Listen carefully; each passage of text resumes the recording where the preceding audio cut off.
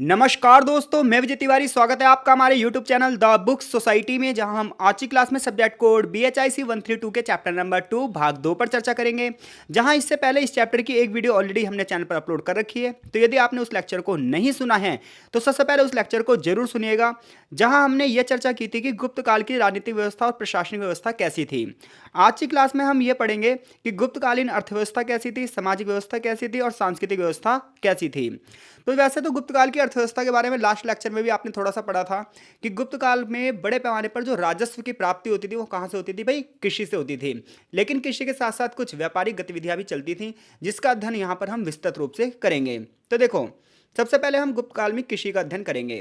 तो जब आप कृषि का अध्ययन करोगे तो देखो, आपको ना बहुत सारी चीज़ों पर ध्यान रखना होगा। जैसे जब हम कृषि का अध्ययन करते हैं तो हमें ये देखना पड़ता है कि भूमि कैसी है, भूमि में उपजाऊ भूमि है या अनुपजाऊ भूमि है, और अगर उपजाऊ भूमि है तो उस पर टैक्स कितना लगता था, अनुपजाऊ भूमि है तो उस पर कितना टैक्स लगता था।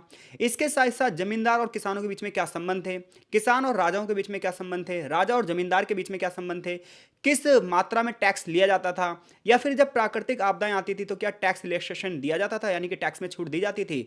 ऐसे तमाम प्रश्न हमारे मन में आने चाहिए जब हम कृषि का अध्ययन करते हैं। तो देखो, गुप्तकालीन कृषि का जब आप अध्ययन करोगे तो आपको पता चलेगा कि जितने भी ऐतिहासिक स्रोत हैं उसमें अलग अलग टाइप से अलग अलग शब्दों का प्रयोग किया गया है। लाइक डैट, सबसे पहले यह देखा गया है कि भूमि की किस्म कैसी है।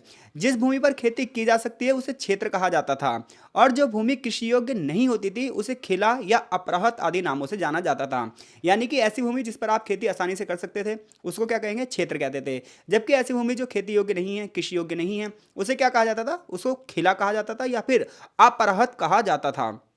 इसके अलावा जब आप गुप्तकालीन अभिलेखों का अध्ययन करोगे, ऐतिहासिक स्रोतों का अध्ययन करोगे, तो आपको और भी बहुत सारी चीज़ें पता चलेंगी। लाइक डैट, भूमि की किस्म कैसी थी, इसके साथ साथ जो भूमि की उर्वरकता कितनी थी, वो भूमि की उपयोगिता किस आधार पर थी, यानी कि भूमि पर जो उत्पादन हो रहा था वो किस आधार पर हो रहा था। भूमि की समय समय पर पैमाइश की जाती थी, यानी कि भूमि का समय समय पर नाप लिया जाता था, और विभिन्न क्षेत्रों में अलग अलग तरीकों को अपनाया जाता था।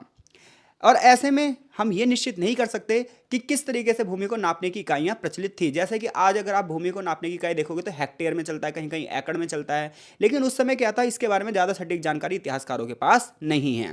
हालांकि कुछ लोग ये कहते हैं कि कुछ क्षेत्रों में भूमि को मापने के लिए निर्वातन प्रणाली यहाँ पर चलती थी। कौन सी प्रणाली चलती थी, निर्वातन प्रणाली चलती थी।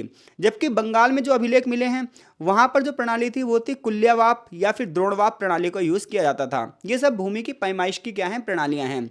तो बंगाल में जो अभिलेख मिले उसमें पैमाइश के लिए कौन से वर्ड्स यूज़ किए गए हैं, कुल्यवाप और द्रोणावाप। जबकि अगर आप बात करोगे कुछ क्षेत्रों में अलग से, तो वहाँ पर निवार्तन प्रणाली के बारे में बताया गया है।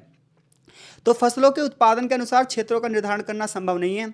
हालांकि बड़े पैमाने पर गेहूं, जौ, धान, विभिन्न फसलों का उत्पादन किया जाता था। इसके अलावा विभिन्न किस्म की दालें, चना और सब्जियों को भी उगाया जाता था। इसके अलावा नकदी फसलें भी उगाई जाती थी, जैसे कपास हो गई, गन्ना हो गया। ये व्यापारिक खेती होगी, इससे ये पता चलता है। इसके अलावा गुप्त काल में किसानों को मक्का, अनाज की फसल, आलू और टमाटर जैसी सब्जियों की भी जानकारी थी। हमें ये सारी चीज़ें पता चलती हैं। कृषि उत्पाद में देखा जाए तो कृषि उत्पाद जो था वो समाज के लिए बहुत ज़्यादा आवश्यक था। देखिए, कोई भी समाज है वो पूरी तरीके से कृषि पर निर्भर होता है, और ये इससे और पता चलता है कि वहाँ का प्रशासन कृषि के लिए क्या कर रहा है। जैसे कि गुप्त काल का जो अध्ययन करोगे आप तो पता चलेगा बहुत सारे गुप्त राजाओं ने कृषि उत्पादन को बढ़ावा देने के लिए सिंचाई पर बहुत ज़्यादा महत्व दिया है। बहुत सारी झीलों का निर्माण करवाया, ताल तलैया का निर्माण करवाया, और बहुत सारी नहरों की भी खुदाई करवाई है। क्योंकि आप सभी को पता है भारत जो है वो मानसूनी जलवायु वाला देश है, और यहाँ शुरुआत से जो कृषि की समस्या रही वो ये रही कि वर्षा पर निर्भर थी। तो ऐसे में समय समय पर विभिन्न राजाओं ने, विभिन्न शासकों ने अपना अपना योगदान दिया है। जब हम गुप्तकाल की बात करते हैं तो हमारे सामने एक झील का नाम आता है, सुदर्शन झील। अब ये जो सुदर्शन झील थी ये गुजरात के सौराष्ट्र जिले में स्थित थी। ये माना जाता है इस झील का निर्माण तो शायद मौर्य राजाओं ने करवाया हो या उससे पहले के किसी राजा ने करवाया हो। लेकिन समय समय पर इस झील में समस्या ये आती थी, गाद भर जाती थी। कई बार प्राकृतिक आपदाओं से इसके तटबंध टूट जाते थे। तो गुप्त काल के दौरान भी बिल्कुल ऐसा ही हुआ। तो इन लोगों ने फिर से इस झील की मरम्मत करवाई, पुनर्निर्माण करवाया। इस झील की पुनः मुरम्मत करवाई गई। सिंचाई के अनेक साधन थे, जैसे कि कुएं थे, बहुत सारे कुओं को खुदवाया गया, बहुत सारी नहरों को भी खुदवाया गया। इसके अलावा एक बहुत ज़बरदस्त तरीका था यहाँ पे सिंचाई का, उसे घंटी यंत्र के नाम से जानते हैं। तो घंटी यंत्र में पता क्या होता था, ये माना जाता है कि इसमें क्या होता था, एक बर्तनों की एक जंजीर होती थी, और इस जंजीर को नीचे ना पानी के तल तक पहुंचा देते थे। इन बर्तनों की जंजीर से नीचे भरकर निकाल कर पानी लाया जाता था और फिर खाली कर दिया जाता था, और फिर वापस से बर्तनों को नीचे रख भेजा जाता था, और फिर वापस से जंजीर से खींच के वापस लाया जाता था। इस यंत्र को क्या कहा जाता था? इस यंत्र को घंटी यंत्र के नाम से जाना जाता था। जो ये घंटी शब्द था ये बर्तन के लिए यूज होता था, और यंत्र का मतलब क्या होता है? मशीन। आगे चलकर इस मशीन को अर्घट्ट के नाम से भी जाना जाने लगा। तो अगर आपसे पूछा जाए अर्घट्ट क्या था गुप्त काल के दौरान, तो अर्घट्ट एक सिंचाई तकनीक थी जिसमें बर्तनों को जंजीरों के माध्यम से एक कड़ी बनाई जाती थी और उसे नीचे पानी में भेजा फेंका जाता था और फिर पानी भरकर ऊपर खींच लिया जाता था। जैसे कि आप हर्षचरित का अध्ययन करोगे, हर्षचरित एक किताब है जो राजा हर्षवर्धन के बारे में लिखी गई है और उसके लेखक हैं बाण भट्ट। तो उसमें भी सिंचाई का एक बड़ा रोचक वर्णन होगा कि किस प्रकार से घंटी यंत्र से सिंचाई की जाती थी। इसी प्रकार से कौटिल्य का अर्थशास्त्र पढ़ोगे और अन्य ग्रंथों को पढ़ोगे तो भी पता चलेगा कि बड़े पैमाने पर राजाओं ने सिंचाई पर बहुत ज़्यादा ध्यान दिया है। गुप्त काल के स्रोतों से हमें यह पता चलेगा जो कृषि समाज था ये बहुत सारे परिवर्तनों से गुजर रहा था।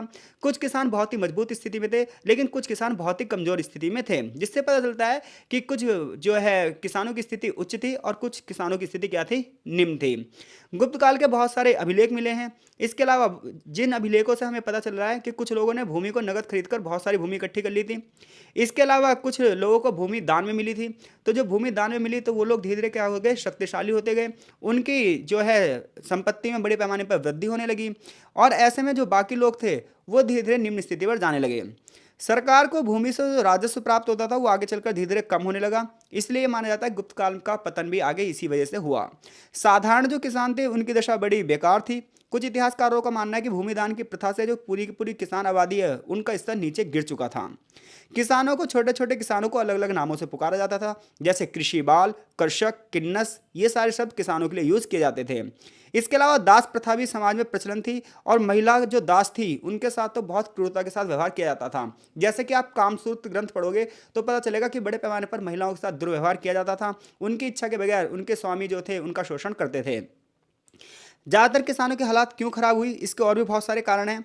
क्योंकि छोटी छोटी रियासतें थी, एक दूसरे पर हमला होते थे, नए नए शासक आते थे तो दूसरे क्षेत्र की जनता को लूट लिया जाता था। तो ऐसे में कई बार क्या होता था, सेना जाती थी और बहुत सारे खेतों को खराब करती हुई चली जाती थी, क्योंकि घोड़े हाथी जब उन खेतों से होकर गुजरते थे तो वो खेतों को पूरी तरीके से तहस नहस कर देते थे। तो ऐसे में जो बड़े बड़े युद्ध हुए, इन युद्धों की वजह से भी क्या हुआ, कृषकों को बहुत नुकसान पहुंचा और किसान निम्न स्थिति पर चले गए।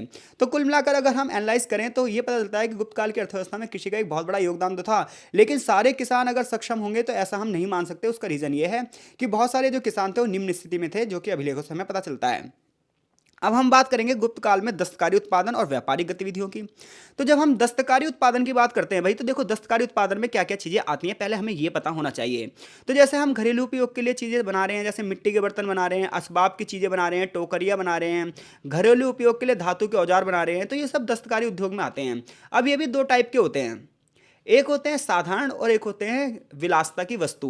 विलासिता की वस्तु वो होते हैं जो अन्य चीज़ों की तुलना में बहुत ज़्यादा महंगे हों या जिन्हें कठिन तरीके से बनाया जाता हो। यानी कुल मिलाकर जो सोने चांदी मूल्यवान वस्तुएं होंगी, हाथी के दांत से बनी हुई चीज़ें होंगी, शानदार किस्म के सूती कपड़े होंगे, रेशमी कपड़े होंगे, महंगी वस्तुएं होंगी, ये सब विलासिता की वस्तुएं हैं। और ये वस्तुएं समाज में वो लोग प्रयोग करते होंगे जो संपन्न लोग होंगे, जबकि जो लोग निर्धन होंगे या सामान्य वर्ग के लोग होंगे वो मिट्टी के बर्तनों का यूज़ करते होंगे, साधारण चीज़ों का यूज़ करते होंगे, साधारण कपड़े पहनते होंगे। तो इससे पता चलता है कि जब ये सारी चीज़ें थी तो इन चीज़ों का व्यापार भी पक्का होता होगा। उत्खनन से बहुत सारी चीज़ें मिली हमें, खुदाइयों से बहुत सारा सामान मिला इतिहासकारों को, जिसके माध्यम से वो बताते हैं कि बहुत सारे क्षेत्रों में विलासिता की वस्तुएं नहीं मिली हैं, कुछ ही क्षेत्रों में विलासिता की वस्तुएं मिली हैं। जिससे ये पता चलता है सोसाइटी दो भागों में डिवाइडेड थी, कुछ अमीर लोग थे और कुछ गरीब लोग थे। इसके साथ साथ पश्चिमी मालवा में मंदसौर से प्राप्त एक अभिलेख में रेशम के कपड़े बनाने वालों की एक श्रेणी का उल्लेख किया गया है। तो अगर आप हिस्ट्री पढ़ोगे तो आपको पता चलेगा कि व्यापारियों के संघ के लिए श्रेणी शब्द का प्रयोग किया जाता था। इस काल में बड़े पैमाने पर बहुत सारी वस्तुओं की मात्रा और अलग अलग किस्मों के लिए बहुत सारी खुदाइयाँ की गई हैं, जिससे हमें बहुत सारी चीज़ें मिली हैं। लाइक डैट तक्षशिला की बात करो, अहिच्छत्र की बात करो, मथुरा, राजघाट और गंगा घाटी में पाटलिपुत्र की बात करो, तो यहाँ से खुदाइयों में बड़े पैमाने पर पकी हुई मिट्टी के मृदभांड मिले हैं, परिकोटा मिला है, पत्थरों की मालाएं मिली हैं, कांच की वस्तुएं मिली हैं, धातु की बनी वस्तुएं मिली हैं। जिससे पता चलता है कि उस समय दस्तकारी कितनी अच्छे से होती थी, कितने बड़े पैमाने पर हाथों से कार्यों का निर्माण होता था। लेकिन समय बीता, जब कुषाण वंश के शासक आए, शक वंश के शासक आए। तो इन्होंने क्या हुआ कि इसके साथ अगर तुलना करोगे आप तो गुप्त काल में कहीं ना कहीं दस्तकारी का कुछ ना कुछ पतन हुआ है। यानी कि पहले दस्तकारी जो थी वो बहुत अच्छी थी, लेकिन गुप्त काल के दौरान कहीं ना कहीं दस्तकारी का थोड़ा सा पतन हुआ है, थोड़ा सा ह्रास हुआ है, कुछ कमियां आई हैं। हालांकि सभी चीज़ें देखो सभी जगह पर नहीं उपलब्ध होती थी, तो सभी वस्तुएं जब सभी जगह पर उपलब्ध नहीं होंगे तो उन चीज़ों को प्राप्त करने के लिए हमें व्यापार करना पड़ेगा। जैसे कच्चा माल है लेकिन उसके लिए और जो चीज़ें मिलाई जाएंगी तो वो चीज़ें वहाँ पर नहीं हैं, तो उन चीज़ों के लिए हमें दूसरी वस्तुओं पर निर्भर होना पड़ता है, जिससे पता चलता है कि कहीं ना कहीं गुप्त काल के दौरान व्यापार भी बहुत तेज गति से होता होएगा। शायद भारत के केंद्रीय भागों से होता होगा, पश्चिमी भागों से, दक्षिण पूर्वी एशिया से, इवन रोम साम्राज्य तक से व्यापार होता था। गुप्त शासकों ने सबसे शुद्ध सोने के सिक्के चलाए थे, सर्वश्रेष्ठ सिक्के चलाए थे। इसके अलावा उन्होंने चांदी, तांबे और शीशे के सिक्के भी चलाए थे, जिससे हमें पता चलता है कि मुद्रा विनिमय भी होता होएगा। ठीक है भाई। इसके अलावा उत्तरी बंगाल के कुछ जिलों में दो व्यापारिक प्रतिनिधियों के बारे में बताया गया है, एक थे नगर श्रेष्ठी और एक थे सार्थवा, जो कि बड़े बड़े व्यापारियों की श्रेणियां थी। तो इससे आपको पता चलता है कि गुप्त काल के दौरान व्यापारिक गतिविधियां बहुत तेज गति से चल रही थी, और इन गतिविधियों का जो केंद्र थे वो थे नगर। क्योंकि ग्रामीण जो अर्थव्यवस्था थी वो तो पूरी तरीके से किस पर निर्भर थी, वो तो कृषि पर निर्भर थी। जबकि शहर किस चीज़ का केंद्र बन गए, शहर दस्तकारी का केंद्र और व्यापारिक कार्यों के लिए अपना केंद्र बन गए, और यहाँ पर बड़े बड़े संगठन बनने लगे, और व्यापारियों के इन संगठनों को क्या कहा जाने लगा, श्रेणियाँ कहा जाने लगा। तो कुल मिलाकर अगर आप देखोगे तो गुप्त काल में दस्तकारी का काम देखोगे तो ये बहुत ज़्यादा सक्रिय था, और इसे हम 2 पॉइंट से हमें ध्यान रखना चाहिए। पहली चीज़, उस समय बहुत सारे दस्तकार थे, लेकिन हम ये नहीं कह सकते कि सारे बंदे अमीर थे, सारे बंदे आर्थिक रूप से संपन्न थे। फॉर एग्जाम्पल, उदाहरण के लिए उज्जैनी जैसे शहर में एक सुनार और उसके परिवार तथा गांव में टोकरी बनाने वाले एक परिवार के बीच में काफ़ी बड़ा अंतर था। दोनों के बीच में अमीर और गरीब की बहुत बड़ी खाई थी। धर्म सूत्रों का अध्ययन करो, धर्म शास्त्रों का अध्ययन करो, तो उसमें बहुत सारी चीज़ें ऐसी लिखी हैं कि जैसे बर्तन बनाने वाले जो कुम्हार थे, इसी के अलावा जो स्वर्ण बनाने वाले स्वर्णकार थे, इनसे जातियों की उत्पत्ति हुई। क्योंकि पहले तो वर्ण व्यवस्था थी, ब्राह्मण, क्षत्रिय, वैश्य, शूद्र, ये 4 वर्ण चलते थे। लेकिन जैसे जैसे काम बढ़ता गया, दस्तकारी उद्योग बढ़ते गए, तो नई नई जातियां भी आने लगी। जैसे मिट्टी के बर्तन करेगा कोई काम तो उसे कुम्हार कहेंगे, सोने का काम करेगा तो उसे स्वर्णकार कहेंगे, सुनार कहेंगे। तो इससे पता चलता है कि जाति व्यवस्था धीरे धीरे जटिल होती गई, समाज में जाति व्यवस्था धीरे धीरे फैलती चली गई। इसके अलावा कुछ क्षेत्र ऐसे थे जहां गुप्त शासकों के काल में दस्तकारी उत्पादन जो था वो धीरे धीरे कम होने लगा। उसका रीज़न ये है कि आगे चलकर जब गुप्त काल का पतन होगा तो सबसे पहले उसकी व्यापारिक गतिविधियों में ही कमी आएगी। तो ये तो गुप्त काल की अर्थव्यवस्था थी जिसमें आप कृषि और दस्तकारी उत्पादन के बारे में बताओगे। आगे हम गुप्त काल की सोसाइटी का अध्ययन करेंगे, यानी गुप्त काल में समाज कैसा था। तो देखो, समाज की जब भी आप बात करोगे प्राचीन काल में, तो समाज में वर्ण व्यवस्था होगी। वर्ण व्यवस्था में 4 वर्ण होंगे, एक होगा ब्राह्मण, एक होगा क्षत्रिय, एक होगा वैश्य और एक होगा शूद्र। देखो, ये जाति नहीं है, वर्ण है, मैं बता रहा हूँ आपको, और ये वर्ण काम के आधार पर बांटे गए हैं। ब्राह्मण का काम था कि वो यज्ञ हवन करवाएगा, शिक्षा लेगा और शिक्षा देगा और भिक्षा लेगा। यानी कि शिक्षा दीक्षा देना ये इसका काम था। यज्ञ हवन पूजा पाठ करवाना और पुरोहित करना क्या काम था ब्राह्मणों का। जबकि देश की सुरक्षा करना और सैन्य पदों पर भर्ती लेना, शासक वर्ग का काम करना, ये था काम क्षत्रियों का। वैश्य का काम व्यापारी था, शूद्र का काम जो था वो था तीनों वर्णों की सेवा करना। लेकिन इसका मतलब ये नहीं है कि समाज केवल वर्ण व्यवस्था में ही विभाजित था। इसके अलावा कुछ और भी लोग थे जिन्हें अछूत माना गया है। जैसे कि चांडाल जो थे उन्हें अछूत माना गया, उन्हें गांव की सीमा के पार रहना पड़ता था। ये माना जाता था कि अगर उनकी परछाई भी किसी पर पड़ गई तो वो बंदे क्या हो जाएंगे, अछूत हो जाएंगे। तो ऐसे में समाज बहुत ही ज़्यादा क्या था, उलझा हुआ सा था। समाज में बड़े पैमाने पर भेदभाव भी होते थे। जैसे कि आप ब्राह्मणीय ग्रंथों का जब अध्ययन करोगे तो आपको पता चलेगा कि ब्राह्मणों ने जिस समाज की कल्पना की थी उस समाज में बहुत सारे नियम निर्धारित किए गए थे, और वो जो नियम थे वो ब्राह्मणों की स्थिति को बेहतर करते गए, क्षत्रियों की स्थिति को बेहतर करते गए, और शूद्र और अछूतों की स्थिति को क्या करते गए, बद से बदतर किए गए।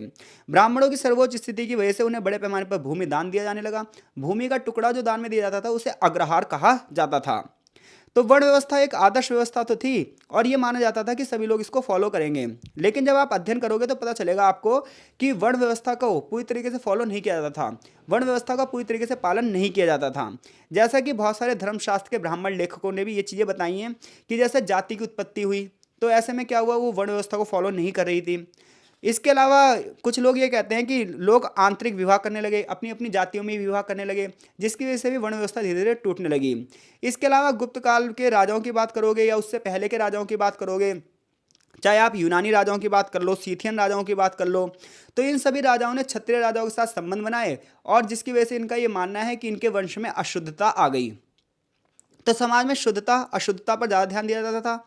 धर्मशास्त्रों में अपधर्म की बात भी की गई है कि अपने अपने वर्ण से अलग जाकर जब कोई शादी ब्याह करेगा तो क्या होगा, उसकी जो जातियां हैं अशुद्ध हो जाएंगी, उनकी नस्लें अशुद्ध हो जाएंगी। ऐसी बहुत सारी चीज़ें समाज में चलती थीं। खैर कुछ भी हो, निम्न लोगों के साथ बड़े पैमाने पर दरिद्रता वाला व्यवहार किया जाता था। तो ब्राह्मणों की पहचान समाज के श्रेष्ठ वर्ग के रूप में की गई, जैसा कि यहाँ पर पॉइंट है। दूसरी बात यह है, समाज 4 वर्णों में बटा हुआ था और जो वर्णों से परे थे उन्हें अशुद्ध माना गया। उच्च वर्ग की महिला हो चाहे निम्न वर्ग की महिला हो, हालात दोनों की निम्न थी।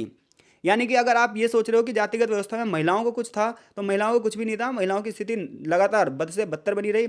हालांकि कुछ महिलाओं की इक्का दुक्का को छोड़ दो तो बाकी सारी महिलाओं की स्थिति निम्न थी। इक्का दुक्का महिला जैसे प्रभावती गुप्त की बात करोगे आप, तो उनकी स्थिति बहुत अच्छी थी। उन्होंने बहुत सारे भूमि दान दिए हैं। तो इतिहास का जब आप अध्ययन करोगे तो महिलाओं की स्थिति आपको निम्न स्तर पर दिखाई देगी। सामाजिक जीवन का दूसरा पक्ष आपको ये दिखाई देगा कि कुछ लोग आर्थिक रूप से संपन्न होंगे और कुछ लोग आर्थिक रूप से विपन्न होंगे। तो जैसा कि हमने कृषि में भी ये चीज़ अध्ययन करा था कि कुछ लोग अमीर होंगे और कुछ लोग गरीब होंगे। अब हम बात करते हैं गुप्त काल की संस्कृति की। तो देखो, जब हम कल्चर की बात करते हैं तो उसमें हमारे खाने पीने के तरीके, ओढ़ने पहनने के तरीके, वास्तुकला, शिल्पकला, ये सारी चीज़ें आती हैं। और गुप्त काल की जब बात करोगे तो कल्चर के लिहाज से गुप्त काल जो था वो स्वर्णिम युग था। यहाँ पर बहुत सारे साहित्यों की रचना हुई, बहुत सारे लेखकों को क्या दिया गया, संरक्षण दिया गया। इतना ही नहीं, बहुत सारी मूर्ति कला का निर्माण हुआ, वास्तुकला का निर्माण हुआ। इससे पता चलता है कि गुप्त काल के दौरान कुछ हुआ हो या ना हुआ हो, लेकिन कल्चरल जो चीज़ें थीं वो बहुत आगे बढ़ी थीं। वास्तुकला, भाषा और साहित्य के क्षेत्र में बहुत सारी उपलब्धियां हासिल हुई। यहाँ पर कलात्मक क्षेत्र में बड़े पैमाने पर चीज़ें आगे बढ़ी, जो कि आगे 15वें चैप्टर में आप बहुत अच्छे तरीके से इसका अध्ययन करोगे। फिर भी आप गुप्त काल की वास्तुकला के कुछ एग्जाम्पल यहाँ देखोगे तो उत्तर प्रदेश के झांसी जिले में आपको एक मंदिर मिलेगा, दशावतार मंदिर, जो कि देवगढ़ में स्थित है। इसी प्रकार से कानपुर में चले जाओ आप, उत्तर प्रदेश के निकट, यहाँ पर है भित्तरगांव मंदिर। इसके अलावा तिगवा में चले जाओ जो कि एमपी के जबलपुर में है, वहाँ पर एक विष्णु मंदिर है।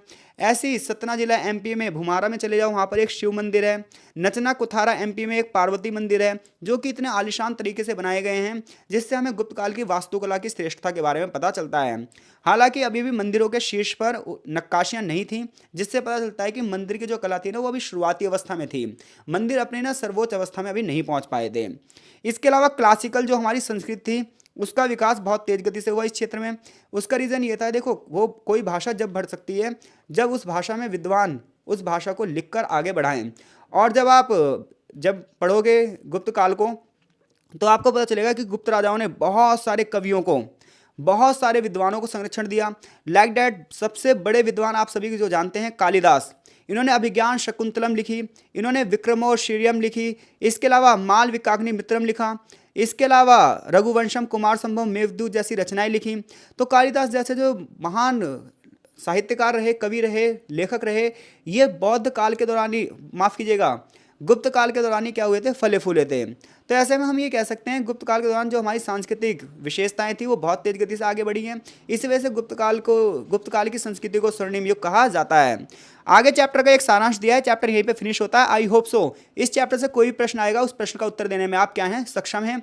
पहले पार्ट में हमने गुप्तकालीन राजनीतिक व्यवस्था का अध्ययन किया था। इस वाले पार्ट में हमने गुप्तकालीन आर्थिक व्यवस्था, सामाजिक व्यवस्था और सांस्कृतिक व्यवस्था का अध्ययन किया है। हालांकि सांस्कृतिक व्यवस्था को डीपली चैप्टर नंबर 15 में पढ़ाया जाएगा, इसलिए मैंने यहाँ पर ज़्यादा जोर नहीं दिया है। मिलते हैं आपसे चैप्टर नंबर 3 में, तब तक के लिए आपका बहुत बहुत धन्यवाद।